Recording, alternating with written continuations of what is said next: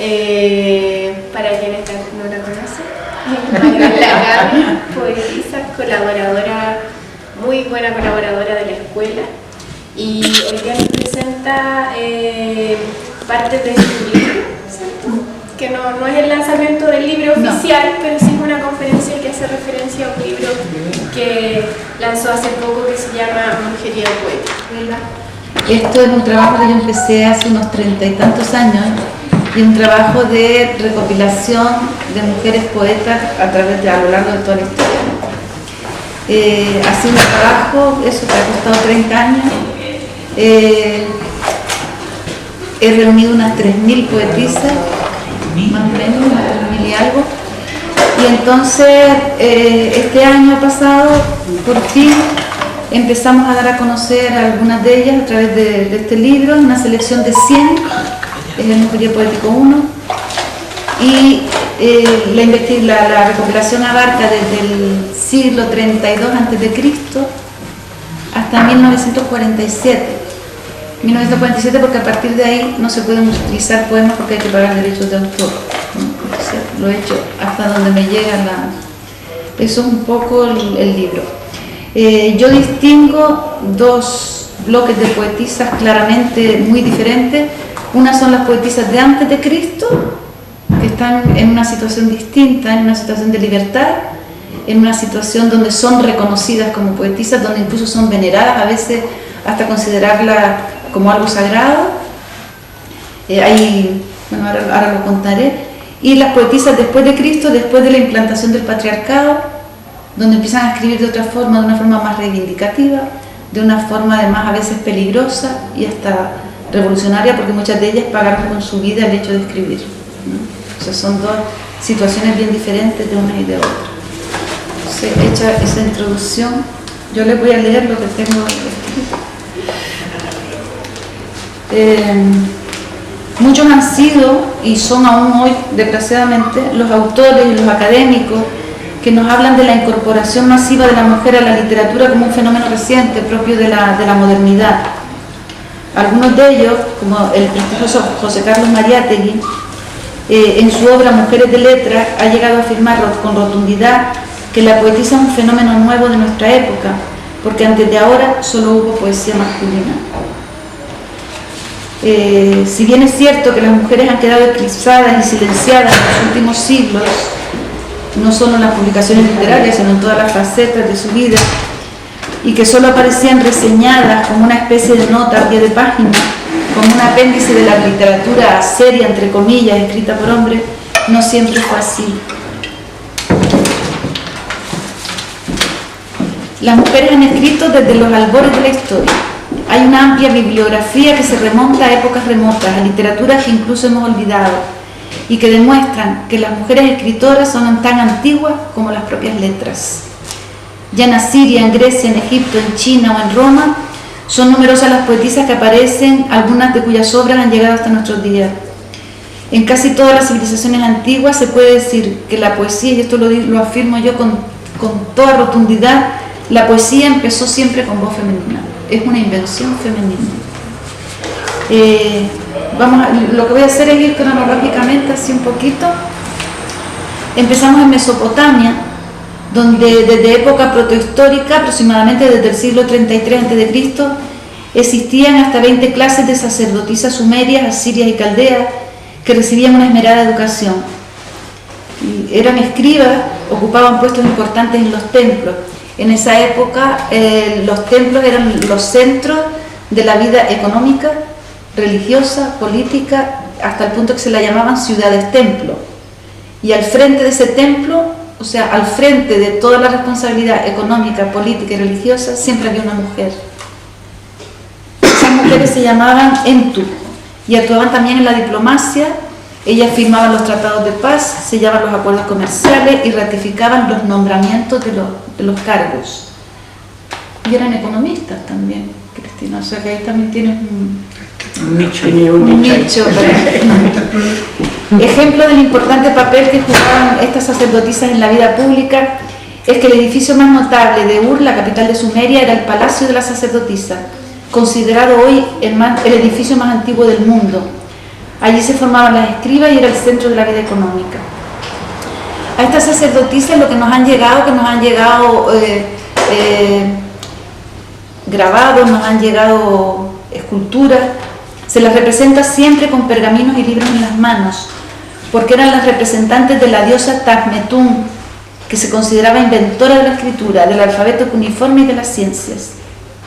O sea que el arte de escribir fue un invento femenino, además de por esta atribución mítica, es corroborado también por numerosos hallazgos arqueológicos, ya que las más antiguas tablillas de arcilla, los llamados textos arcaicos de Uruk, han sido encontrados precisamente en estos templos servidos exclusivamente por sacerdotisas.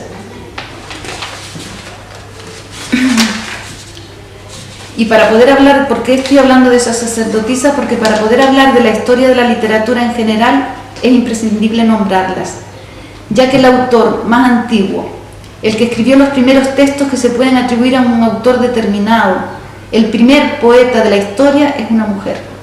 Se llamaba Enheduanna y dirigía el más importante de estos templos. Era poeta y también astrónoma. Nació en Sumer, actual sur de Irak, en el año 2354 a.C. Es considerada también la primera compositora de música de la historia. Su poema más conocido es de temática religiosa y se encontró grabado en un precioso disco de alabastro en 1927, que actualmente está en el Museo de la Universidad de Filadelfia. Enheduanna es por tanto la primera persona a la que puede llamarse poeta, aunque sigue sin figurar en nuestros libros de texto. La historia de la literatura no habla de ella para nada. Y tras ella fueron numerosas las poetisas sumerias que conocemos, no solo Enheduanna. Yo, según la voy a ir nombrando, les voy a leer un poquito, un fragmento nada más, si no esto se hace muy largo, un fragmento de algunos de sus poemas. El poema más conocido de ella es el himno a la diosa Inanna, y dice: sacerdotisa del más alto Dios, mi señora, tú eres la guardiana de toda la grandeza, tu mano sostiene los 7 poderes, tú los has colgado sobre tus dedos, los has reunido, los has abrochado ahora como collares sobre tu pecho. Esa es Enheduanna. Pasando de Mesopotamia a Grecia, la Grecia antigua, la poesía se inicia aproximadamente en el siglo VIII a.C. y sus representantes, qué curioso, también eran mujeres solamente. De esta época se conocen 29 poetisas. Con muchas de ellas se compuso en el año 100 a.C. la célebre antología griega. Se trata de mujeres muy valoradas y loadas en su tiempo. Incluso los autores antiguos masculinos se refieren a ellas con respeto casi sagrado, lo cual testimonian numerosos epigramas, así como las esculturas que se erigieron en su honor y hasta las monedas griegas acuñadas con su imagen. Entre estas autoras podemos destacar a Corina, Mirtis, Telesila, a Nóside, que además Olga es premio Nóside en Italia, a Anite, a Irina, nombres todos ellos que no figuran en ningún libro de literatura. Aunque la misoginia occidental tiene sus raíces en el documento más antiguo de la literatura europea, es decir, en las obras de Homero, hay que recordar que hacia el siglo IV a.C., las mujeres de la Magna Grecia disfrutaban de libertad, recibían una notable educación superior. Encontramos, por ejemplo, a grandes matemáticas, a grandes científicas como Perictione o Melisa. Incluso Teano, la esposa de Pitágoras, era además de una extraordinaria matemática, según varios autores de la época, superior a su esposo, pero además era una excelente poeta. He seleccionado algunos poemas de la época de la Grecia antigua.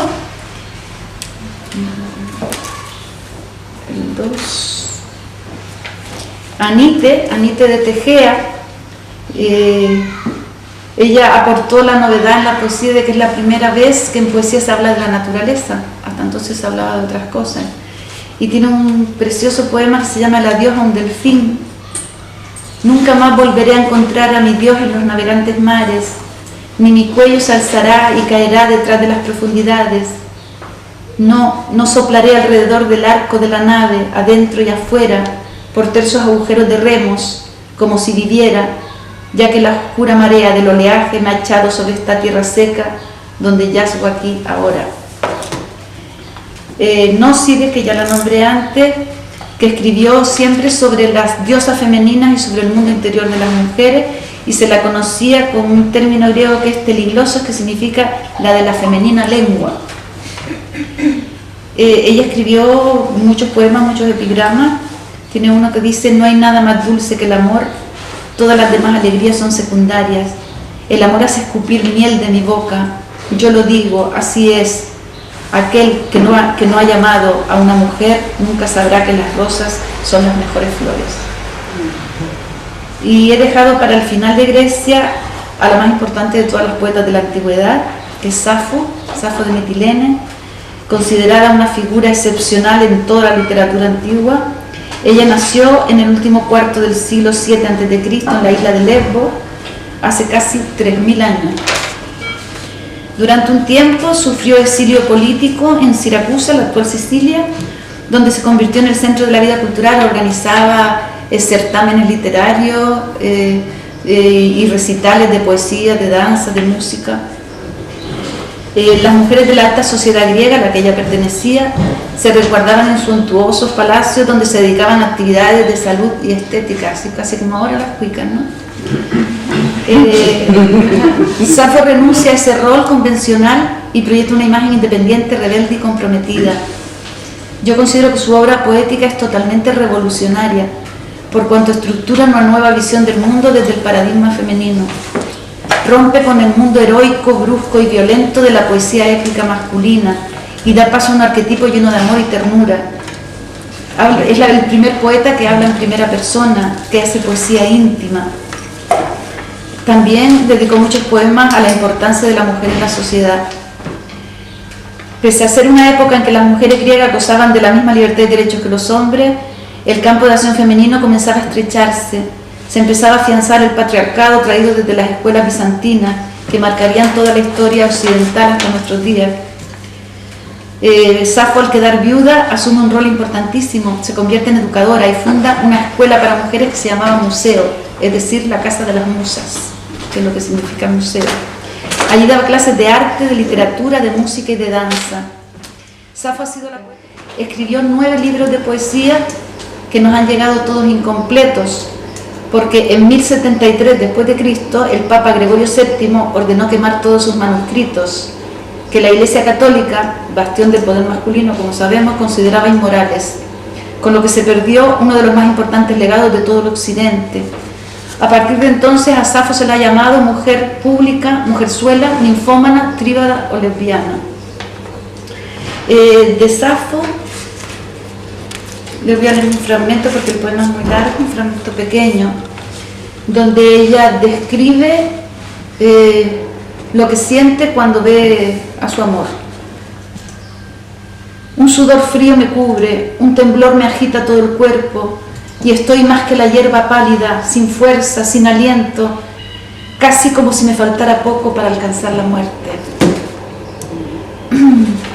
En el lejano oriente, que dejamos Grecia ya, en el lejano oriente la escritura culta se hacía en caracteres chinos, pero las mujeres, como no eran consideradas cultas, las mujeres podían escribir en un alfabeto, en un sistema alfabético ajustado a sus propias lenguas, al coreano, al japonés, al chino popular. Y eso hizo que su poesía fuera mucho más dinámica, mucho más libre, mucho más popular. Además, en muchos de los países del lejano oriente, las únicas que recibían educación superior eran las prostitutas, las cortesanas. Entonces también eso hizo que su poesía, eran mujeres muy formadas, pero muy libres también, y hace que su poesía dejara una huella literaria mucho mayor. Aquí he seleccionado algunas poetas. Esta es una poeta china, Zhuo Wenchun, nacida en 1790 a.C. También les leo fragmentos, no voy a leer poemas completos, para que me dé tiempo de llegar a donde quiero. Hemos llegado al límite. Hoy hemos brindado por nosotros con una copa de vino. Mañana caminaré sola.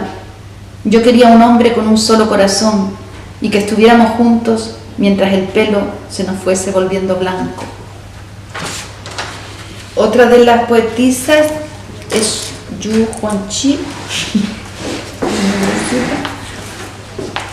Ella vivió en el 844 a.C. y es considerada la primera poeta de su país en romper la voz pasiva de las mujeres. También fue la primera feminista china conocida. Me he mudado a esta tierra de los inmortales. Delante del jardín, los árboles extienden sus ramas que me sirven de tendederos. Sentada ante un manantial dejo flotar la copa de vino. Frondosos bambúes ocultan la senda con barandilla que lleva a las alcobas. Vestida de seda ligera leo entre un montón de libros y doy paseos en mi barca decorada, recitando poemas a la luna. Me abandono a la corriente, el viento me ha de llevar siempre de regreso a casa. Hay otra poetisa de esa época en el Lejano Oriente, que es una japonesa, Ono no Komachi, que fue incluida entre los 6 mejores poetas de Japón. Y voy a leer, tiene 3 poemas, hacía poemas muy cortos ella. Esos regalos que dejaste se han convertido en mis enemigos, porque sin ellos al menos podría tener un momento de olvido. Pasamos a la India. En la India la diversidad cultural de la India siempre se relacionó con la visión sagrada de la mujer, ya desde las sociedades prehistóricas del Valle del Indo entre los años 3000 y 4000 a.C. En la India, la primera antología literaria del mundo se hace en la India, está escrita en lengua pali y es una antología de poesía femenina del siglo VI a.C. O sea, la primera poeta era mujer, la primera antología también es de mujeres. De ahí he seleccionado un Mankalamata, que le gusta a Cristina, que el poema es corto y se lo voy a leer completo. Bueno, antes de leer el poema, hay una carta de ella que se conserva, que se la mandaba a otro poeta indio que se llamaba Diodato, y en la carta decía: ¿pretenderán los hombres el derecho por excelencia de escribir poesía y osarán condenar a nuestro sexo a los muy humildes trabajos de Aracne? Y su poema se llama Al fin libre. Al fin libre, al fin soy una mujer libre, no más estar atada a la cocina y a las sartenes, no más atada al marido que me cree menos que la sombra que aparta con sus manos, no más rabia, no más hambre, me siento bajo la sombra de mi propio árbol meditando, allí soy feliz, tranquila. Eso está escrito en el año 600 a.C.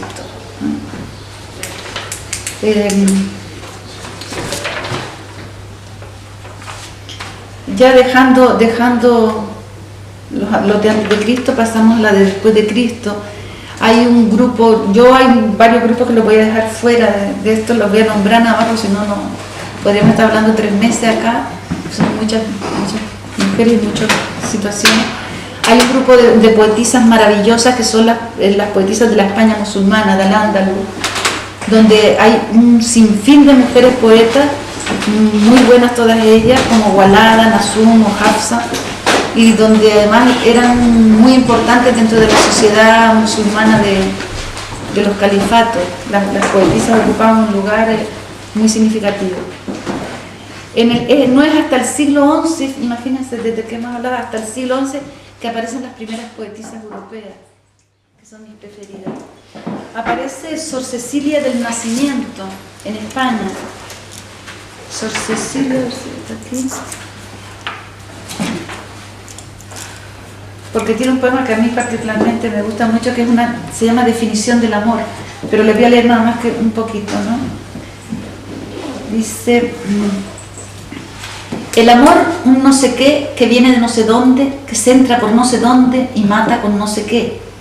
Es un toque delicado que toca sin hacer ruido y a veces quita el sentido sin sentir cómo ha tocado. Debe de estar de asiento y al punto que quiere luego, se mueve allí como un fuego desde el hondo firmamento, mas aunque de asiento esté, entonces no sé de dónde, se mete por no sé dónde y mata con no sé qué. Y claro, la más importante de todas las poetas conventuales que se llaman de los conventos es Sor Juana Inés de la Cruz, que de ella sí voy a leer algo. Sor Juana Inés de la Cruz, que además era hija de Canario. Me toca de cerca. Y además el padre Gran Canario. que era canaria. Juana Inés de la Cruz entra en el convento porque se le negó la entrada a la universidad por el hecho de ser mujer. Su celda, en la que llegó a tener la mejor biblioteca de toda América Latina, con más de 4.000 volúmenes, se convirtió en un punto de reunión de poetas y de intelectuales. Compuso obras musicales, llevó a cabo experimentos científicos, escribió poesía, ensayo, novela, teatro. Su ingenio y originalidad la sitúan por encima de cualquier escuela o corriente particular y la convierten en la figura más sobresaliente no solo de la literatura hispanoamericana, sino de la literatura universal. Yo he seleccionado aquí un poema de ella, que también me gusta mucho. Le diré que, bueno, la selección que yo he hecho, tanto de las poetisas como de los poemas, es totalmente subjetiva. Obedece a que las admiro mucho y que me gustan mucho, sencillamente. He intentado coger las que tienen una biografía más revolucionaria, las que han luchado más por el tema de la mujer, pero es totalmente subjetiva la selección. Al que ingrato me deja, busco amante. Al que amante me sigue, dejo ingrata. Constante adoro a quien mi amor maltrata y maltrato a quien mi amor busca constante. Al que trato de amor, hallo diamante y soy diamante el que de amor me trata. Triunfante quiero ver al que me mata y mato a quien me quiere ver triunfante. Pero yo por mejor partido escojo, de quien no quiero ser violento empleo, de quien no me quiere vil despojo.